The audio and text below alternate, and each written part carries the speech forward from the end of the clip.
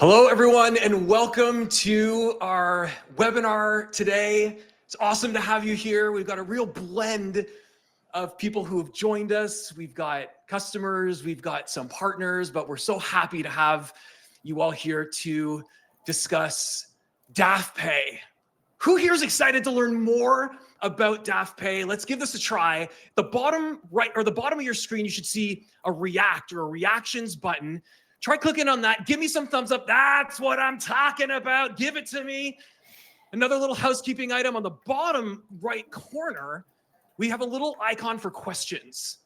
And as Mitch and I are presenting today, if you have questions about anything you're seeing, go ahead and put your questions there. Mitch and I are going to do the best we can to respond to you guys all in real time. For those of you who don't know me, I'm Josh. CEO and founder here at Givecloud, and have a real pleasure to help nonprofits and lead this great company, Givecloud, in untying the hands of world changers. We want them more focused on impact than playing around with software day in and day out. We believe that a delighted donor is a more devoted donor. And that a devoted donor is going to give more, they're going to give more quickly, they're going to give more frequently, and they're going to be more likely to tell their friends and family about it. And that's why we're so focused on creating engaging, beautiful digital donor experiences so that your donors can feel that connection, feel that delight, so they can become as devoted as they want to be. And that's why we're so excited about this integration with DAFpay and this webinar. This is yet another feature on our platform that allows you to connect with your most resourced donors, to give them an opportunity to feel a connection to your organization and fuel that impact in a way that maybe would have been more difficult in the past. But enough about me and enough about Givecloud. We all want to hear from Mitch over at DAFpay. Mitch, thank you so much for joining us, bro. I got to tell you, I love your look, man. You look fantastic. You wear it way better than I do. Mitch, why don't you introduce yourself, and why don't you tell us more about DAFpay? Yeah, of course. I'll save the bald head care tips for the end of the conversation for anyone who wants to stay on longer. But it's so nice to meet everyone. Love seeing all the intros in the chat. Please keep them coming. People from across the country, love to see it. Saw someone from New York City, Jersey City. I'm based right here in Midtown Manhattan. So nice to see you all.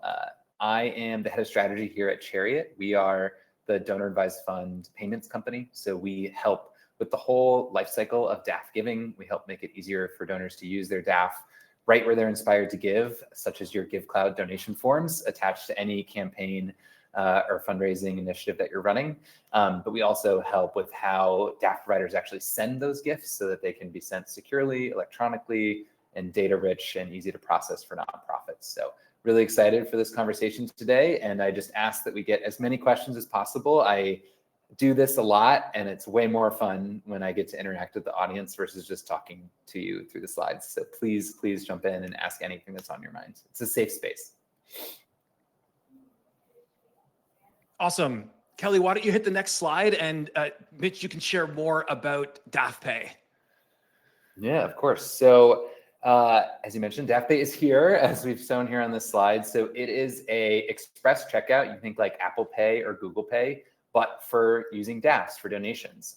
This is important because DAF donations are typically 10 times as large as your non-DAF donations in the digital setting. The average DAFpay gift is between $1,000 and $1,200, depending on the organization or platform, and the median is around $250 to $300. So comparing that to your other ways of giving is really, really powerful. So having that integrated in Givecloud, which we'll go through and show you today, is a tremendous unlock to engage these donors, and we'll talk all about it. A little bit more background on Chariot and what we do. So in my role, I really focus especially on these first two columns of education and promotion. So in addition to all that we do from a technology perspective of streamlining and improving DAF giving, we also conduct leading research in the industry. So we publish the DAF fundraising report, which I highly encourage everyone here to check out. We'll talk about some of the key takeaways, but it's a really, really critical resource for any fundraiser interested in DAFs. We speak at just about every conference you're going to go to, and also lead lots of workshops and trainings just like this one. We also started the first ever DAF Day last year, and that'll be on October 9th this year. Again, we'll get to it and talk about it more, but another great opportunity for anyone interested in DAF fundraising, and have been featured in a lot of great publications to help spread the word on DAFs and help get those dollars moving.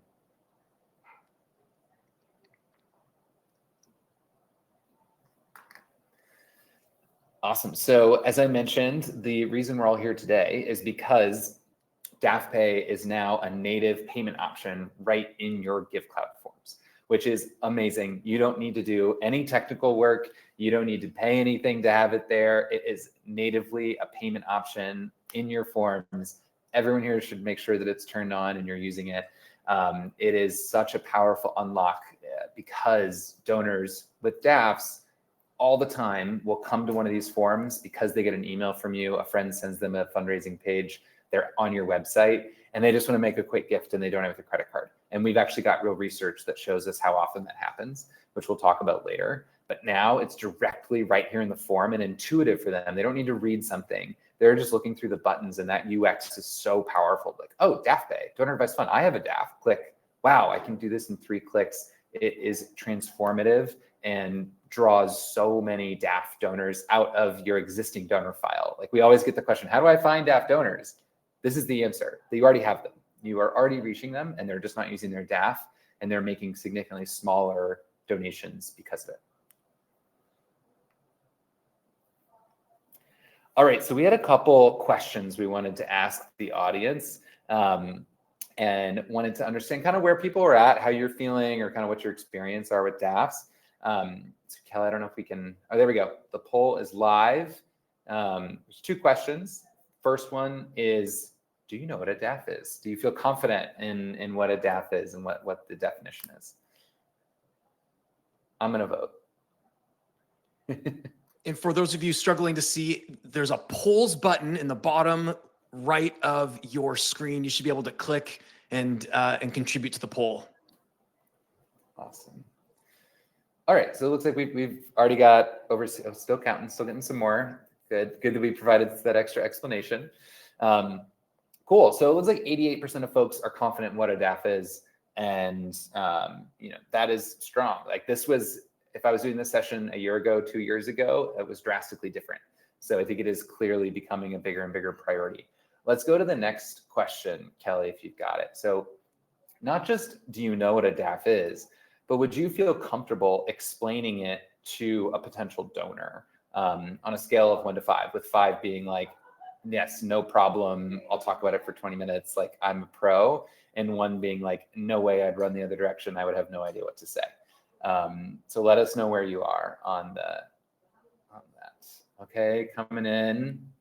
Interesting, pretty balanced, pretty spread out across, but I think clear that we are skewing towards the discomfort, I'd say. So maybe by the end of this session, if you're voting in that like 1, 2, 3 range, then hopefully we can move you up to be at least 1 peg higher.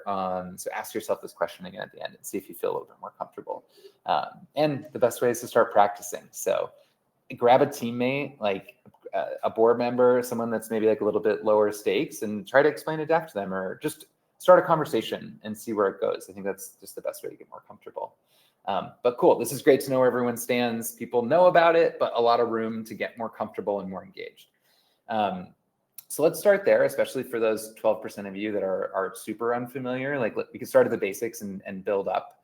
So let's start out with just understanding DAFs. What are they? What is a donor advice fund? At the very basic level, it is a tax advantage account for charitable giving. It's a charitable giving account. I think the thing that resonates most with people is to think about it like a 401k is to retirement, or an HSA, a health savings account, is to healthcare costs. a DAF is to philanthropy. It's a tax advantage account where you can contribute funds proactively. You get tax benefit from that. In this case, it's an upfront tax deduction in the year that you made your contribution. You invest whatever assets are actually in your DAF, and then you make grants out of it to qualifying charities over time. And it's powerful for a lot of reasons, but this, like, the simplicity of making a contribution just results in people allocating a bigger portion of their assets proactively to giving versus relying upon every individual gift to set their, instead of setting the money aside in advance. So it's a really powerful mechanism. Yes, people are often drawn in, especially on the wealthier end, by the tax benefits, but I think they come for the tax benefits and they stay for the improvements in their philanthropy, because it really does lead to greater engagement, larger giving. Like, you're achieving these tax benefits, so you have more to deploy in your gifts, and ultimately just more engagement with the grantees that you're supporting. So I just like this simple 3-part diagram. DAF is 3 letters. There's 3 steps. It's not as complicated as it sounds. Like, I feel like whenever something has a financial product sounding name, it feels intimidating. And so I spend a lot of time trying to destigmatize, demystify what this thing is. It's a tool for philanthropy. It's something everyone should use. And the biggest problem with DAFs is that more people don't know about them, in my opinion.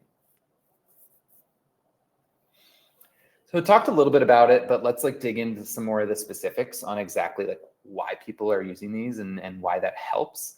The big thing that I hear from most fund holders is this simplification. And I've interviewed hundreds of DAF donors to learn more about them. So what we share is from data looking at historical giving from nonprofits, activity with DAFpay specifically, and also a lot of qualitative research from having all of these user interviews.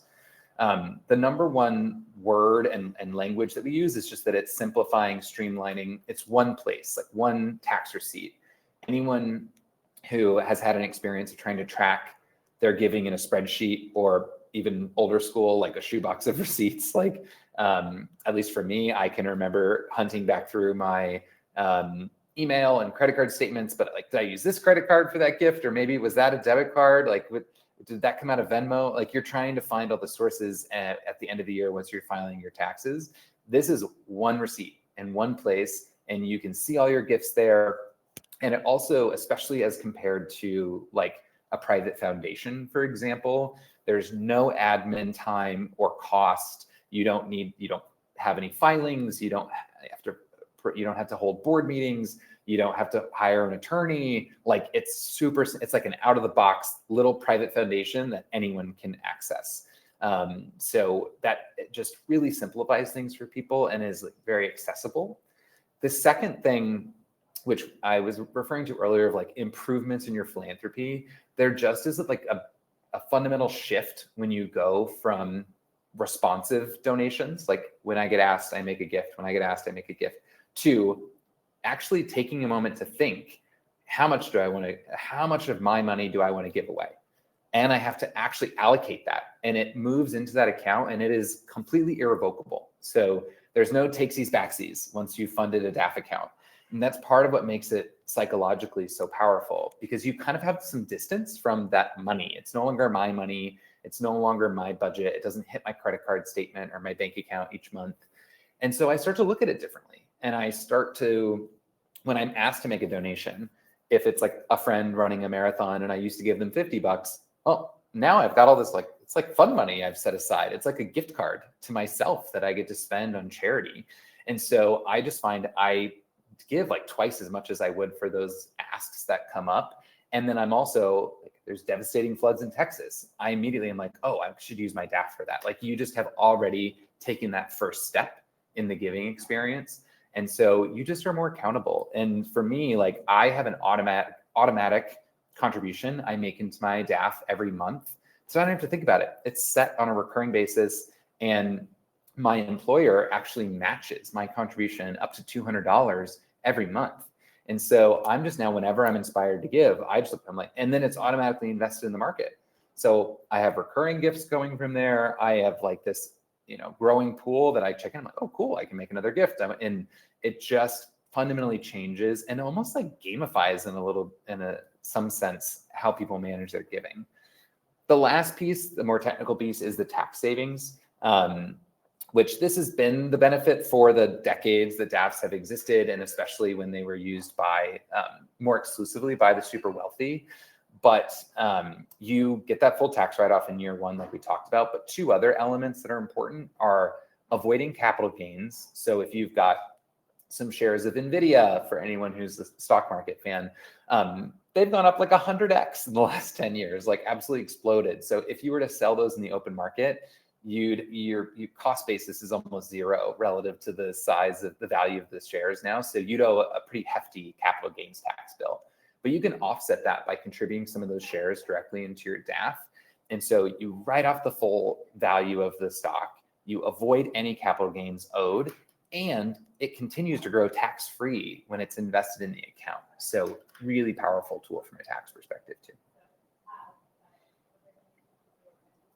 So we talked about this a little bit, but just to put some more specific terminology around it, like the pre-commit, the psychological impact of pre-commitment, the like budget and the allocation, those are actually two decisions that you make every time you make a donation.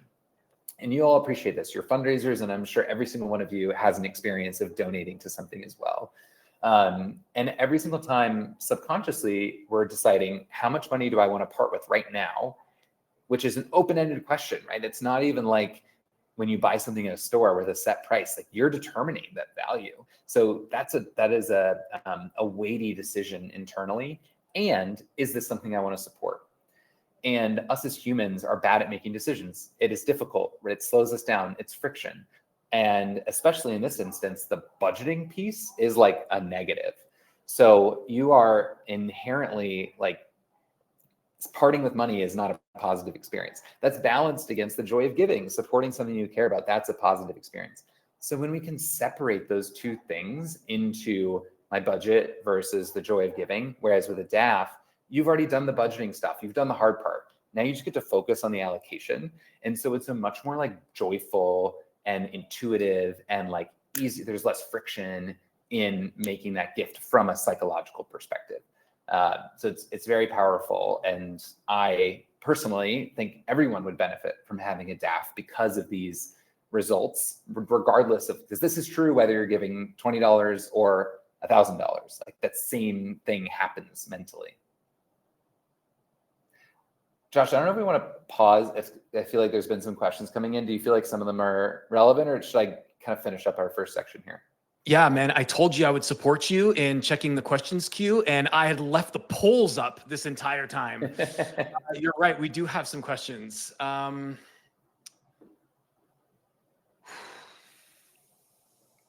Okay, we got a question, Givecloud related. How long before it's available on our classic forms? You're getting ahead of us here. Shortly. We don't have a firm timeline, but shortly, very shortly. Oh, looks like the rest of the questions have some answers against them. Oh, cool. So I think we're good to keep going. Amazing. I just wanted to check in.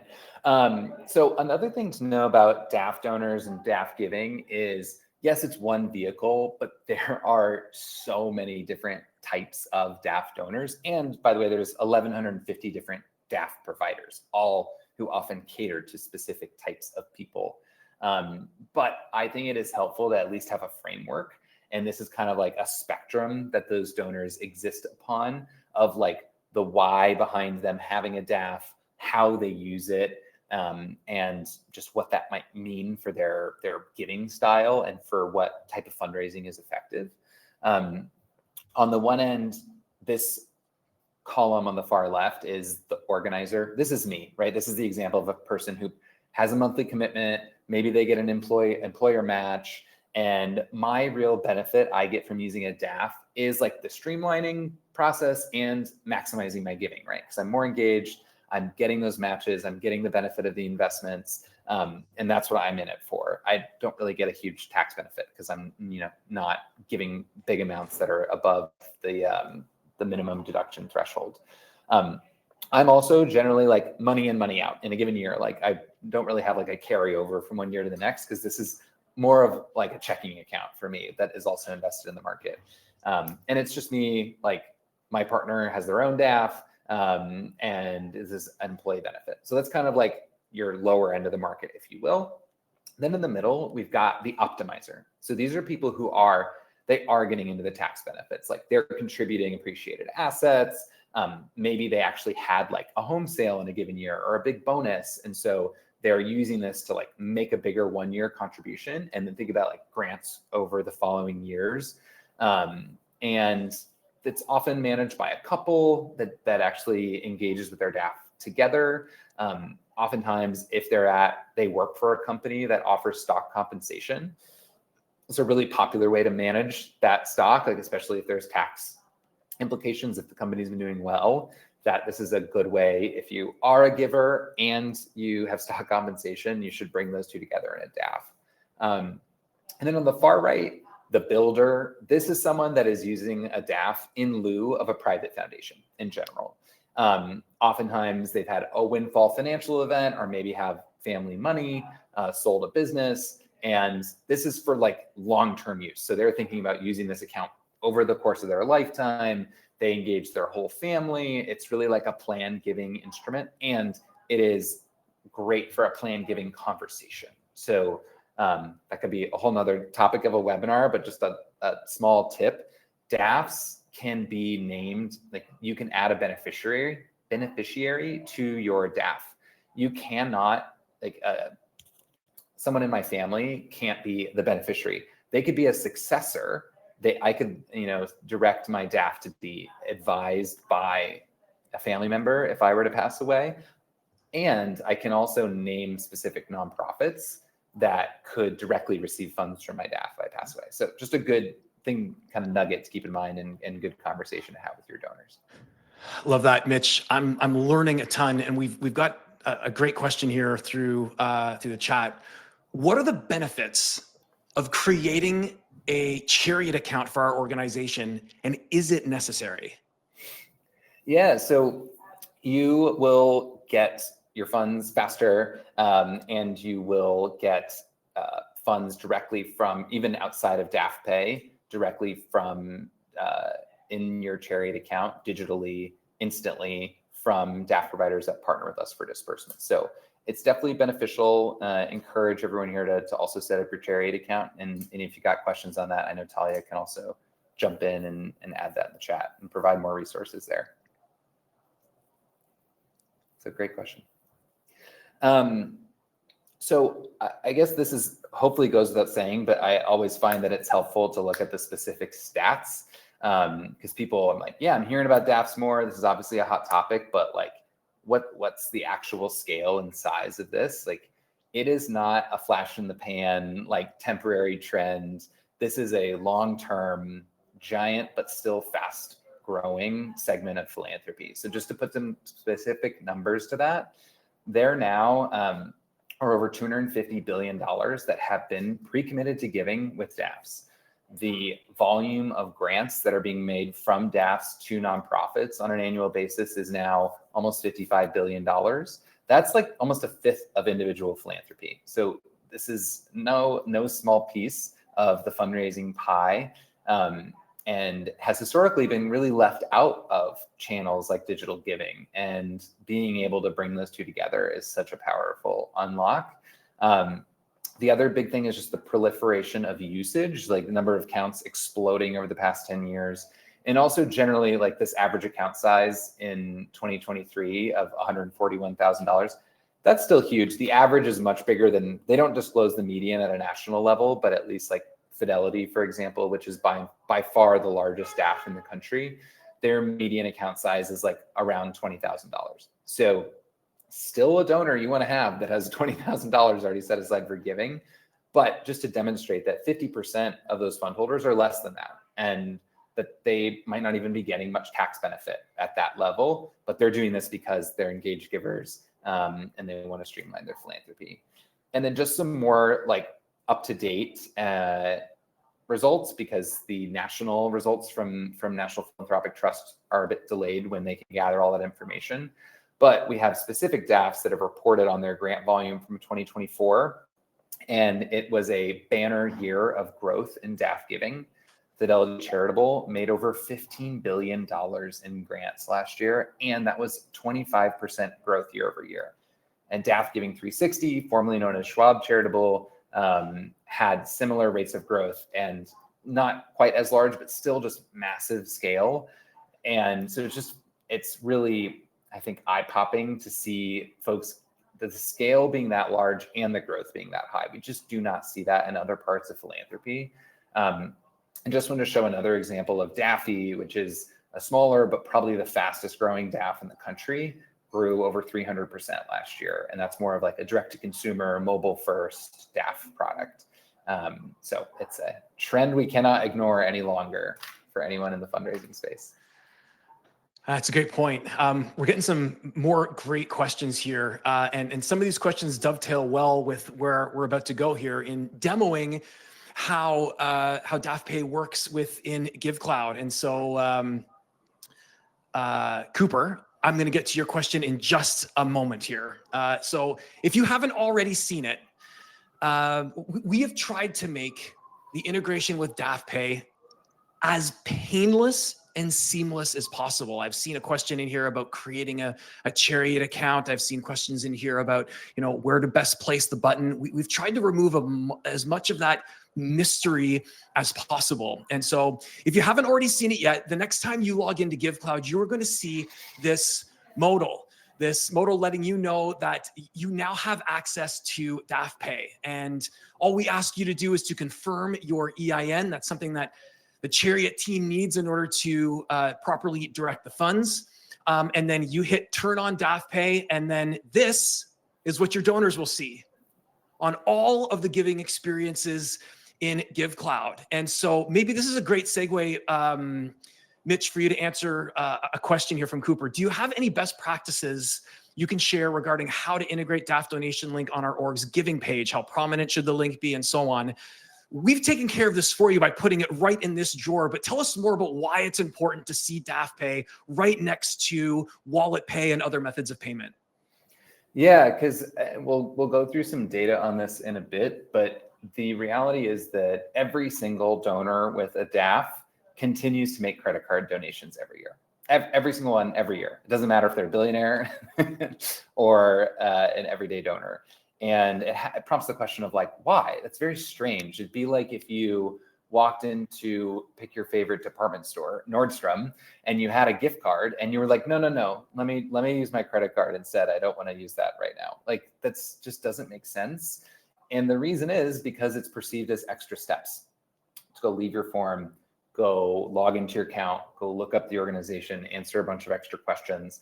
When you can just check out right here, this lets people who are concerned about that, like extra work and effort and time, and we're just like, oh, just make a quick credit card gift, realize they can actually do that through their DAF even faster than they would with a credit card. So now as more and more people have used that, they're looking for it, and they're looking for it in your checkout form. So you're catching people who didn't know about it yet, and you're also meeting the need and meeting donors where they are who prefer to give in this way. Love it. Another great question from Kelly. By running a DAF through Givecloud, will we have a fee taken at month's end? A check or direct ACH seems to be a cheaper way to get a large donation. Can you speak more to some of the fees involved and kind of the value between using DAFpay versus some of these other forms of accepting a payment? Yeah, I mean, my question back to you would be like, if someone wants to use a credit card and you encourage them to send a check, you would also avoid credit card processing fees. But how much extra friction does that add for the sender and you on the receiving end? So it's really about, if someone wants to go give from their portal, they absolutely can. And plenty of people still will, right? This is about, and we find that most of the people that end up using DAFpay are either net new donors or prior credit card donors who use their DAF for the first time. So it's a fee for convenience in finding those donors, because ultimately the comparative gift size, like we've talked about, that 10x number is not an exaggeration. That is what we see consistently with clients over and over again, that once they've integrated DAF giving as a core payment option, that they're seeing these significantly larger gifts from existing donors and finding lots of new supporters with DAFs. So that's what the value prop is. And again, it's not, no one's forced to use it. Right? If they still like to take those extra steps and go through their portal, they always can. But it's a fee much like a credit card gift would be through your donation forms. Great answer. And I love that comparison towards, credit card giving, the type of giving that we're all most used to kind of incurring that fee on versus the convenience. Another banger of a question from Cooper. Is there seasonality with regards to DAF usage? And is it similar to like some of the year-end giving timing? Yeah, it definitely is correlated with year end. I think mostly because that's when they're getting reminded by lots and lots of nonprofits that are sending them appeals in the mail or email or whatever. I think that my personal theory, we definitely have found like in the DAF fundraising report that we ran this year, that there like 30% of DAF giving happened in December, at least in that report. I think part of the reason is that people often do their more spontaneous inspiration-based giving with a credit card. And so it does when they think about it and they go into their portal and like, okay, now it's December, I'm going to go in and make my gifts for the year. And I'm repeat everyone that I supported last year. And it's like how a lot of people have used their DAF historically. But now that it can be plugged into all of these more like inspiration-based and instantaneous giving moments, I think we can see that spread out more throughout the year. I mean, on the DAFpay side specifically, we just see spikes when we have like large customers that run peer-to-peer events. There'd be millions of dollars raised by Leukemia and Lymphoma Society for their like the night events or the Pan Mass Challenge bike ride or Alzheimer's walks. And so we see spikes around, it's seasonal depending on the organization and kind of what their calendar is of like what's driving that donation volume, a specific event, a specific campaign, a specific mailer that went out and highlighted DAF giving. It's very dependent on the organization. It's great. A couple more great questions coming in here, Mitch. Is that okay? Yeah, of course. All right. Does Chariot charge a fee if we create an account? No. Perfect. I think we already have a DAFpay or a DAF account through FrontStream. How do we stream through Givecloud? Do I need to contact FrontStream? I think the answer here is if you put your EIN into Givecloud, I think Chariot does the work of linking any existing account with Chariot. Am I right, Mitch? Yep. And you can log into your Chariot account and see the gifts that came from either place. Because you could also be getting gifts off like a GoFundMe campaign someone started to support your organization where DAFpay is also enabled. So yeah, you can, if DAFpay is on multiple forms and from different fundraising platforms, you also have a central view there. Great. All right, trying to keep up with the questions here. How will Givecloud ensure the gift is entered correctly in the sync? And I think we're talking about a sync to a CRM here. In the DAF profile and soft credited to the donor. This is a real in the weeds question and a really great question that I actually don't have the answer to. I know that in real time, when it comes to at least our sync with Donor Perfect, we sync the gift immediately to Donor Perfect, and I don't think we're doing anything around soft credits, but that's a question I'd love to dig into more, with you directly and with our support team as you look to understand better how some of that flow needs to work into your sources of truth, which I know is super important. One other thing I'll just add on that, Josh, is that sure. The important thing to remember is that the DAF gifts the funds can arrive in a number of different ways. So it's recorded as in a pending state, and it's still good for your gift processing team as gifts, because depending on the DAF, like DAF Giving 360 sends a check, Fidelity might send you an ACH, that there'll be a tracking ID, a DAFpay tracking ID that matches up to the record that you've now recorded in the system with Givecloud or Donor Perfect or in your Chariot account. Like it all will match up, and you've got enriched information about those gifts too. So it's very helpful on the gift processing end. Great.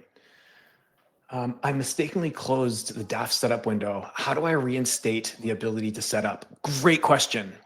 I would love to share my screen. I don't think I'm going to figure out the logistics just now, but in the top right corner of your Givecloud control panel, you're going to see your profile. You click on that profile icon and drop down to org settings.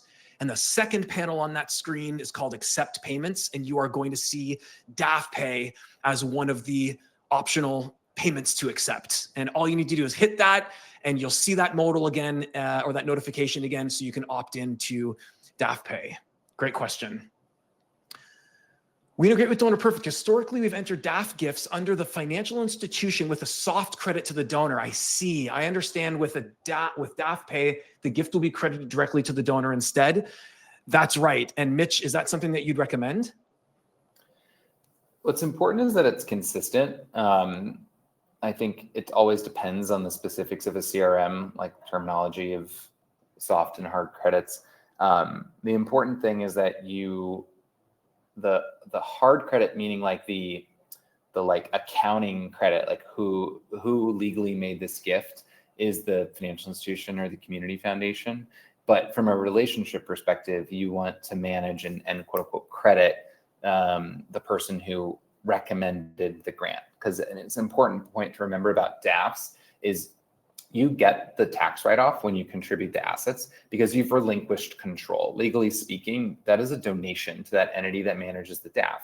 Now, it's set up so that you can continue advising on the gifts that are made from it, but every single donation out of your DAF is technically a grant request that has to be approved by the DAF sponsor or the entity that's the provider of the DAF program. So yeah, it will depending on like which CRM you're using as your source of truth and what available fields they are. But the important thing is that they are consistent and not mixed. And so that you're able to do your financial reporting correctly and your like donor engagement effectively. Awesome answer, man. Great expertise on this. Givecloud confirmed DAF gifts are entered into Donor Perfect as hard credits, but we typically record. Okay, so getting lots of questions about the hard credit and soft credit stuff.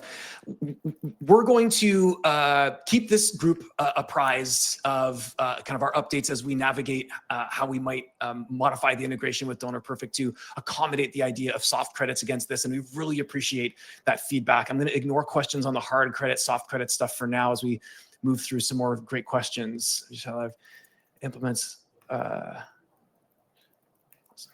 Be live before end of year. Since most donors give around October, can we expect this before October?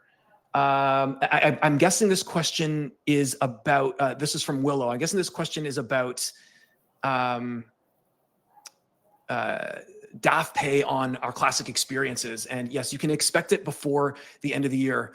But again, I would encourage all of you, if you're not using our giving experience, you're missing out.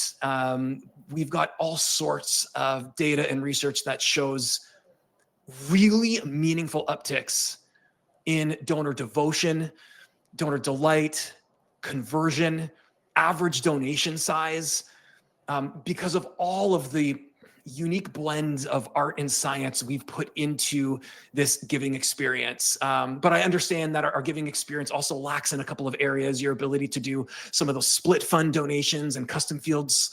And you didn't hear it from me and you didn't hear it here, but that stuff might also be done shortly. Dan, you didn't hear that. In any case, it will be available on our classic forms shortly. Questions more about fees. The percent charged on the Givecloud side doesn't change. It's the same platform fee. And Mitch, can you speak to the fees on the DAFpay side? Yeah, it's the same as any credit card transaction. So it's 2.9% for processing. But again, I'll just keep reemphasizing that it's, people will say, oh, we get DAF gifts offline today and there's no fee. That's correct. And there's gifts you're not getting. And so that's really what the goal is here, is it's not you might have some donors that prefer ultimately like, oh, great, I can give this way now. It's easier.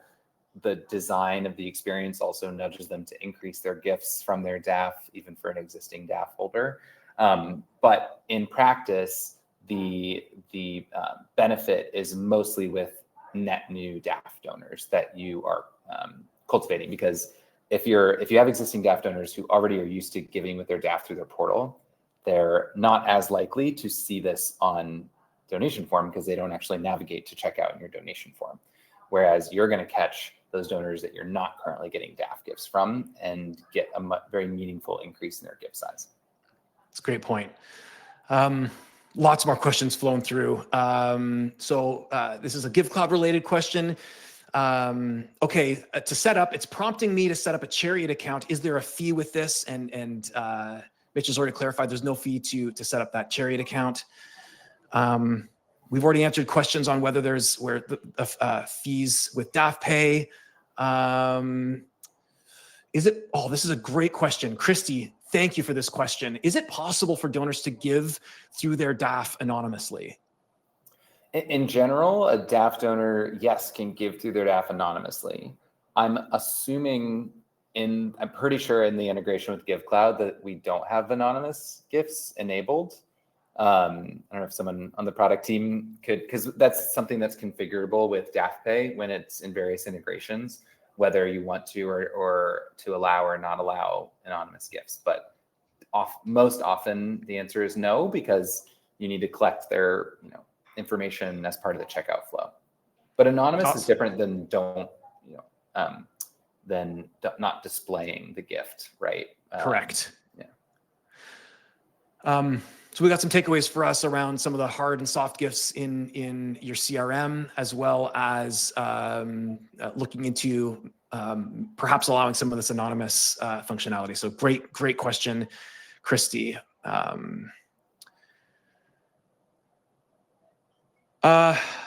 Awesome. That gets to the end of our questions. So let's continue here a little bit with the demo. So as I said, just by enabling that DAFpay in your accept payments panel, the DAFpay button is going to show up in all your giving experiences, and very soon your classic donation forms as well. And this is what your donor can expect to see. The very first thing they're going to see in that little giving widget is this first screen on the left. Mitch, I'm not going to do as good a job of this as you. Why don't you describe this experience? Yeah, for sure. So much like other express checkout options, once you click DAFpay, the first thing that comes up is just this little kind of explainer disclaimer screen. Interesting, we actually tested adding this or leaving it off and saw a 15% increase in conversion once people had a little bit more explanation up front of using DAFpay. So that's now a standard part of the process. Then you click your DAF provider, wherever you can either scroll or search for the specific one that you use.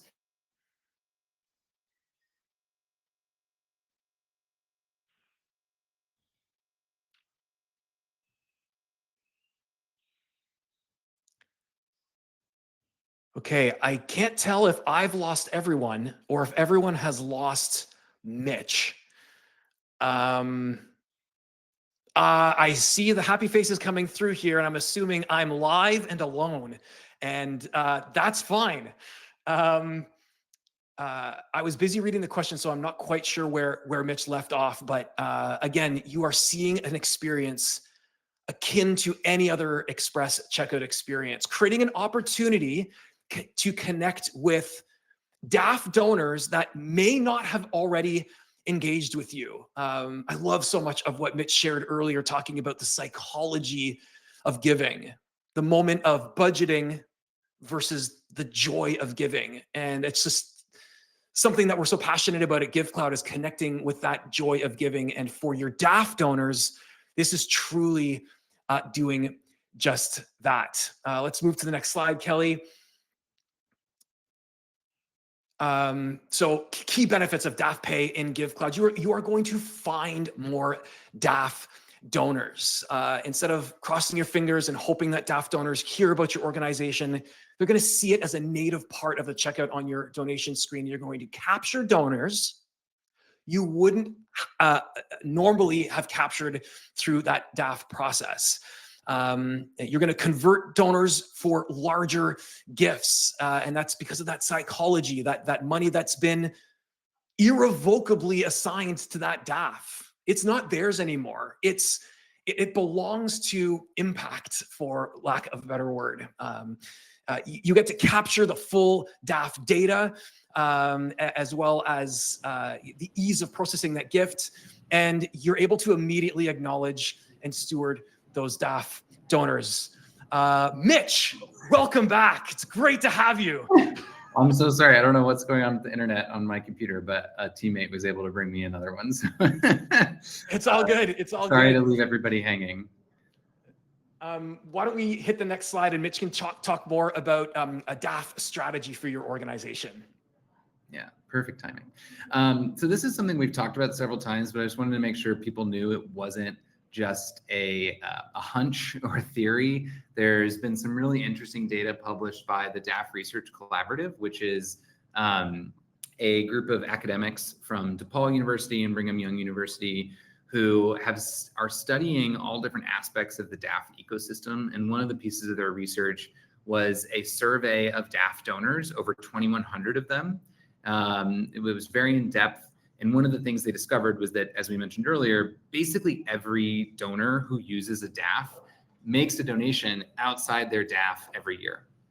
And which begs the question of like, well, why? What are the instances where you wouldn't want to use your DAF? And so they actually dug into these categories of times when someone is less likely to use their DAF.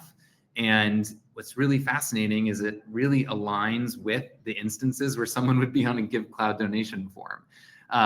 So the way to read this chart is on the left-hand side down to the bottom where it says 85.7%. That means in 85.7% of the time, someone wants to make a quote unquote small gift under $100, that they are more likely, somewhat more likely or much more likely to not use their DAF, to use a credit card.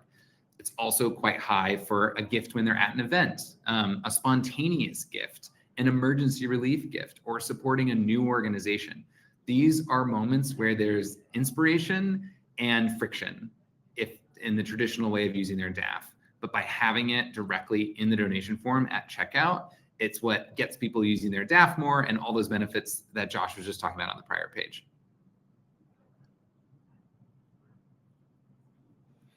And this is just a couple snippets from the research we've done in the DAF fundraising report. That analysis is looking at historical donation details from participating nonprofit organizations. So we had 32 different nonprofits participate, some of them some of the largest in the country. So we were actually analyzing over $12 billion in revenue, over $1 billion of that coming directly from DAFs, and over 400,000 DAF donations. What's interesting is that there was over 30,000 instances in there where we were actually able to track someone changed their giving method. They went from giving with a credit card to support the American Cancer Society in 2022 to using their DAF for the first time in 2023. And the median change in their giving was 100% increase year over year, doubling their donation size once they used a DAF. The average was a 10x increase. So it just goes to show you that it is significant and it's consistent, right? Over half the time, people are more than doubling their gift size once they use a DAF. And so it also just tells you that there's so many instances that you have a donor right now with a DAF who's not using it to support you. And that's really where the big opportunity is from a digital fundraising perspective to bring in and quote unquote find more of those DAF donors. You have them already around you. It's just about reminding them, making it intuitive, and just making it fast and easy. So talking about the fundraising report, a couple other key details there. And again, encourage everyone to download this with the QR code in the middle. But just to remind you, it demonstrates really clearly how DAFs increase individual giving once people are using them, as opposed to other methods of giving. It also just shows across this peer group, the median increase in DAF giving in 2024 was 30% year over year. The same figure for non-DAF giving amongst the participants was -1%. So it is really transforming philanthropy because it's growing that fast, and the median percentage of DAF revenue median percentage of revenue that came from DAFs was 12%. The other thing we found was we had a variety of participating organizations, some quite large, but some, in that sub 10 million a year range. They actually were seeing outsized growth in DAF giving compared to those larger peers. There's almost like a catch-up happening, I think, amongst the broader group of nonprofits, not just the very biggest nonprofits, that are seeing now this like catch-up in DAF giving happen, so that it's becoming a larger and larger portion of their fundraising. So huge opportunity. Fantastic. We got a couple of questions, if you don't mind. How many DAF are listed in the dropdown in the DAFpay portal? And maybe there's two questions here. Maybe how many DAF providers, and then if they've got multiple DAF accounts, how many display? Yeah, so there's 1,150 different DAF providers included in the dropdown for DAFpay. And if someone has multiple accounts at the same DAF, there's a toggle at the top, that last screen we showed, they can select from multiple accounts. Great question. Another question here from Christy. She wants to know if there's a way to include a DAFpay option directly on their webpage without using Givecloud. And I'm happy to have you answer this question, because I think you and I would both agree part of the power of DAFpay is seeing it alongside some of your other checkout options, baked right into your existing donation flow. That's really where you're going to see the most value out of it. But if someone wanted to go rogue and they wanted to place this link or an option to do this somewhere else on their website, is there an opportunity to do that? Or is that a conversation directly with your team? Yeah, so there are, for folks that have that requirement, or typically it's just like a little bit larger organizations that need to do that, to have direct access to the API and kind of deploy DAFpay in different places. So if you're a subscription customer directly with Chariot and want to do that kind of as an add-on, that's available. But like Josh was saying, like, we definitely see the priority definitely should be having that in your core donation forms and checkout. I think if you have a DAF page on your site, you can also link to that donation form for the CTA for people to give right on that DAF page and say, like, you can use DAFpay right here. But yeah, if you are interested, definitely like on the Give Chariot website, you can reach out and we can share more detail on those other plans that have some of that expanded access. Awesome. And maybe just for a second, could you remind us about the power of having that button next to your credit card, the option to give from your bank account, the option to give through Apple Pay? You shared some really great insights that I want to make sure this group understands, that there's a psychology to the DAF donor that normally wouldn't give through their DAF. These are donors who would have just given a token credit card donation, as you've shared, but now seeing DAFpay in context to the checkout are having a shift in their mindset, not just about how they're going to give, but how much they're going to give. Yeah, absolutely. I mean, and we have specific stats on this too. So Leukemia and Lymphoma Society is a large client of ours, and they have DAFpay in checkout for a bunch of different types of donation forms that they use. They also have it on their webpage. That's like the DAF page of their website. They've raised millions of dollars through DAFpay. 96% of those donations have been in checkout. So wow, compelling. It just, like we said many times, when you're already getting DAF gifts from someone and they do it through their portal, they're most likely to continue doing that. It's not as convenient for you. You don't know when the gift happens. You don't get their name and email. So getting things through DAFpay is a lot more convenient and timely and data rich. But if donors want to do that, that's fine.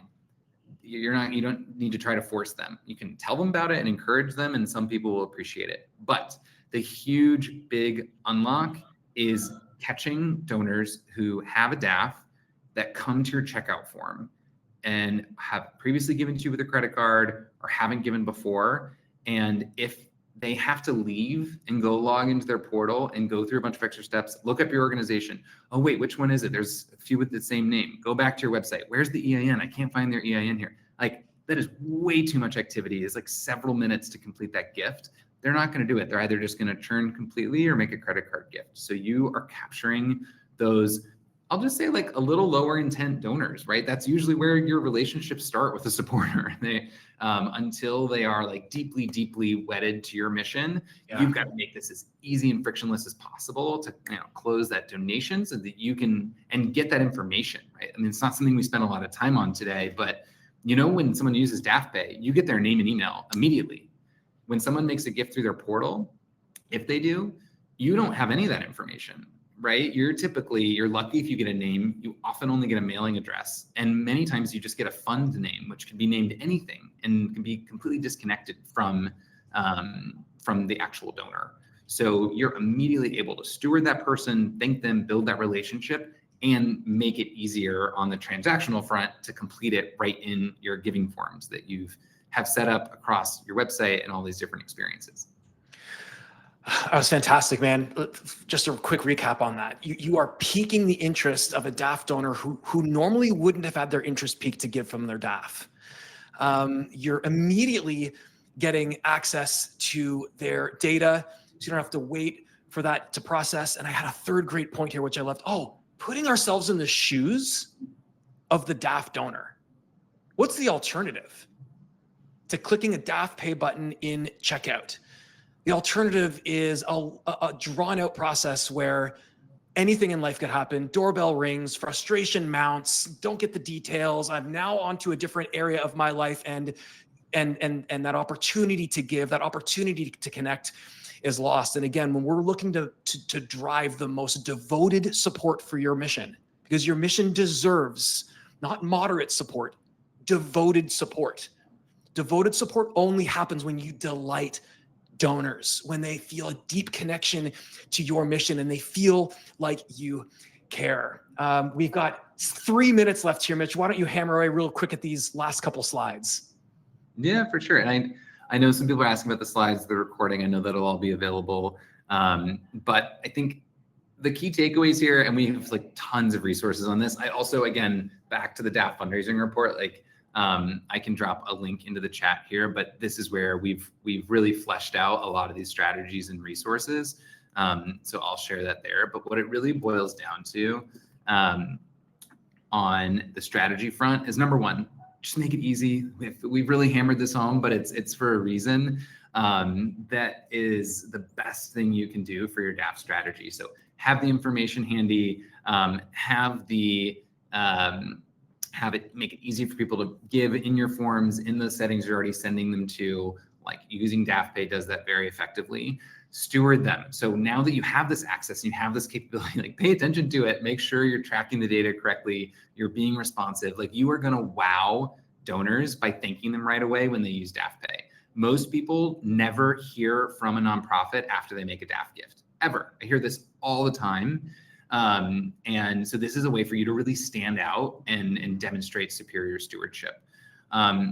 I think reminding them is really key. Like just start including mention of DAFs, donor advised funds, in your marketing communications, and just educate people on what this is. You might have donors who don't know about it, and they could actually be a more engaged and larger supporter if they did use a DAF. So just spurring more of that conversation is really valuable. Awesome. And tell us more about DAF Day. Yeah, a great place to wrap up our conversation today. If you are excited about having this capability and curious, like, okay, now we have this, like, what do I do with it? Where do we go? Like, how do we get started? DAF Day is happening on October 9th. It's kind of like a Giving Tuesday, but specifically for DAFs. And it's a great opportunity to educate your team internally. Like before DAF Day, make sure everyone's familiar with what DAFs are, how they work, how our organization is thinking about strategy related to DAFs. And anyone can join. Another great benefit of claiming your Chariot account, you will show up on the search page for the DAF Day giving page. You'll get a marketing toolkit. You'll get lots of training over the next couple months of like how and where and when to activate for this campaign. And it is just a free thing that exists out there for you to plug into and start communicating about DAFs and really engaging your donors.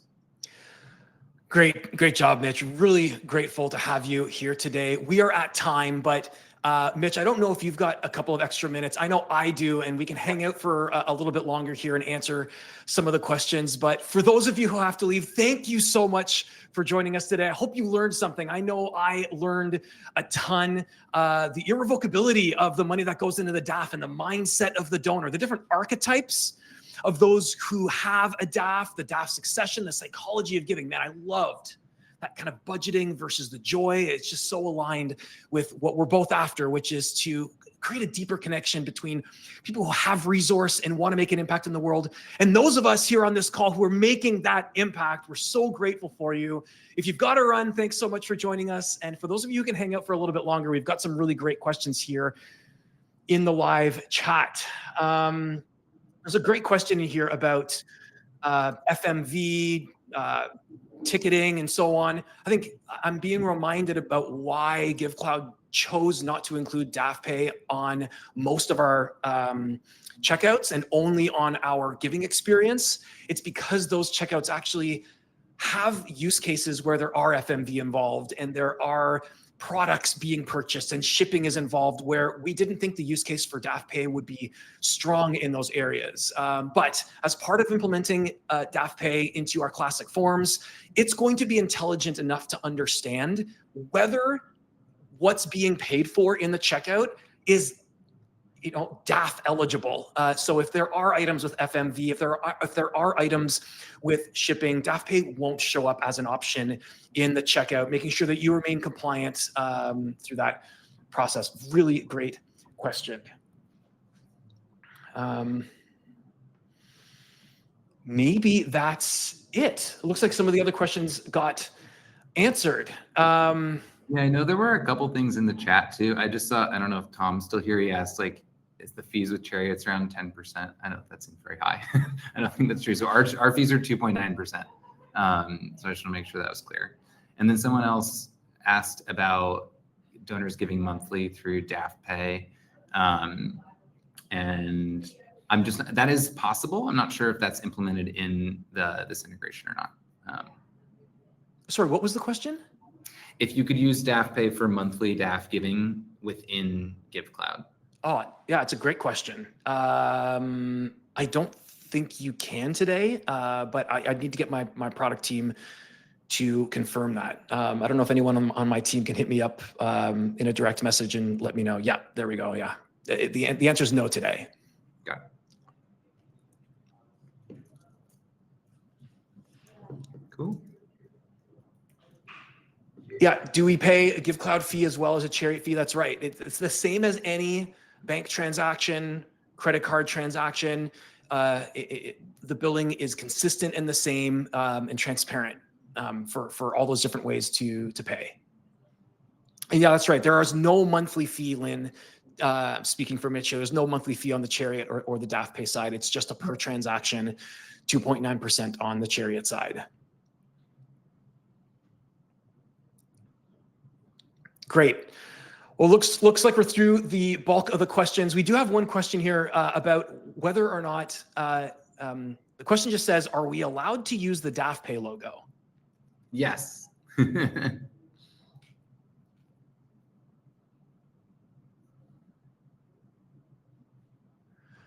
Awesome. Thank you again, everyone, for joining us. Thanks for those who stuck around. We really look forward to seeing what you do with DAFpay on Givecloud. And it's our hope that you raise more so that you can continue to have the impact and multiply that impact that you're already having. Thank you so much for joining us. Until next time, see everyone. Bye. Thank you all.